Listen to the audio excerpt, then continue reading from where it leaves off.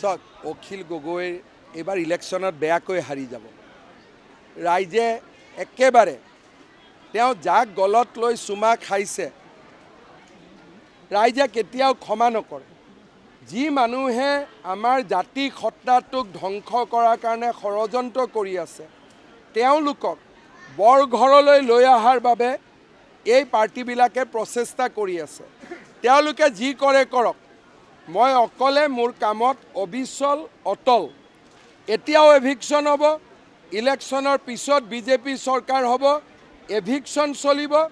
Chance পালে বাংলাদেশীক ধাক্কা মাৰি ইয়াৰ পৰা বিদায় দিম। চাওক অখিল গগৈ এইবাৰ ইলেকশ্যনত বেয়াকৈ হাৰি যাব। ৰাইজে একেবাৰে তেওঁ যাক গলত লৈ চুমা খাইছে ৰাইজে কেতিয়াও ক্ষমা নকৰে।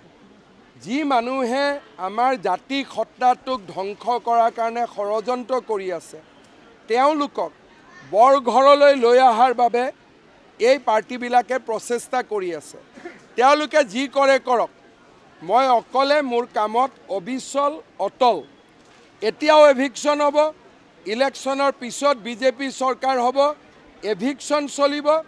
চান্স পালে বাংলাদেশীক ধাক্কা মাৰি ইয়াৰ পৰা বিদায় দিম। চাওক অখিল গগৈ এইবাৰ ইলেকশ্যনত বেয়াকৈ হাৰি যাব। ৰাইজে একেবাৰে তেওঁ যাক গলত লৈ চুমা খাইছে ৰাইজে কেতিয়াও ক্ষমা নকৰে। যি মানুহে আমাৰ জাতি সত্তাটোক ধ্বংস কৰাৰ কাৰণে ষড়যন্ত্ৰ কৰি আছে তেওঁলোকক বৰঘৰলৈ লৈ অহাৰ বাবে এই পাৰ্টিবিলাকে প্ৰচেষ্টা কৰি আছে। তেওঁলোকে যি কৰে কৰক, মই অকলে মোৰ কামত অবিচল অটল।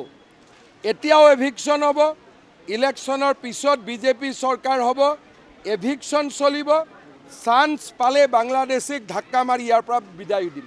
চাওক অখিল গগৈ এইবাৰ ইলেকশ্যনত বেয়াকৈ হাৰি যাব। ৰাইজে একেবাৰে তেওঁ যাক গলত লৈ চুমা খাইছে ৰাইজে কেতিয়াও ক্ষমা নকৰে।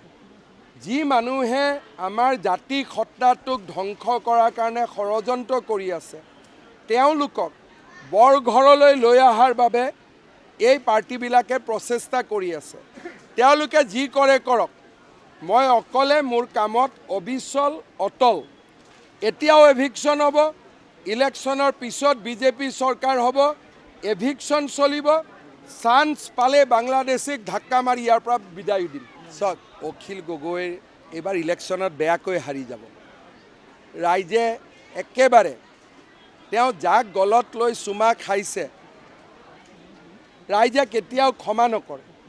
যি মানুহে আমাৰ জাতি সত্তাটোক ধ্বংস কৰাৰ কাৰণে ষড়যন্ত্ৰ কৰি আছে তেওঁলোকক বৰঘৰলৈ লৈ অহাৰ বাবে এই পাৰ্টিবিলাকে প্ৰচেষ্টা কৰি আছে।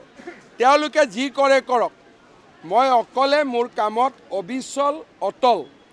এতিয়াও এভিকশ্যন হ'ব, ইলেকশ্যনৰ পিছত বিজেপি চৰকাৰ হ'ব, এভিকশ্যন চলিব। চান্স পালে বাংলাদেশীক ধাক্কা মাৰি ইয়াৰ পৰা বিদায় দিম।